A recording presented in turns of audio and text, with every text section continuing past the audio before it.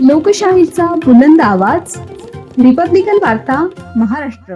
हळद बाजार पोलीस ठाणे हद्दीत गांजा विक्री करणाऱ्याला मुद्देमालासह पकडले. जिल्हा ग्रामीण स्थानिक गुन्हे शाखा पोलिसांची कारवाई. छत्रपती संभाजीनगर ग्रामीणचे वडोद बाजार पोलीस ठाणे हद्दीतील फरशी फाटा येथे गांजा विक्री करणाऱ्या आरोपीला मुद्देमालासह अटक करण्यात आली आहे.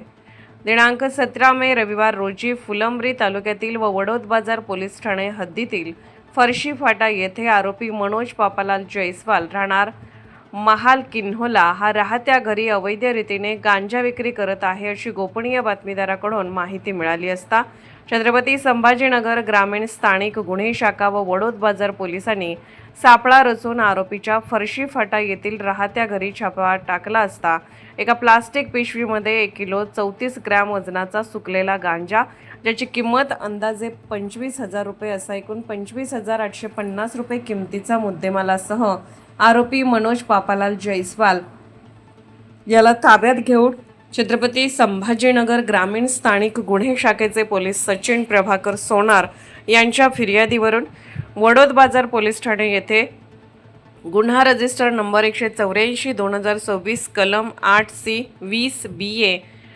NDPS कायदा 1985 नुसार गुन्हा दाखल करण्यात आला आहे. पुढील तपास वडोद बाजार पोलीस ठाण्याचे सहाय्यक पोलीस निरीक्षक सुनील इंगळे हे करीत आहेत.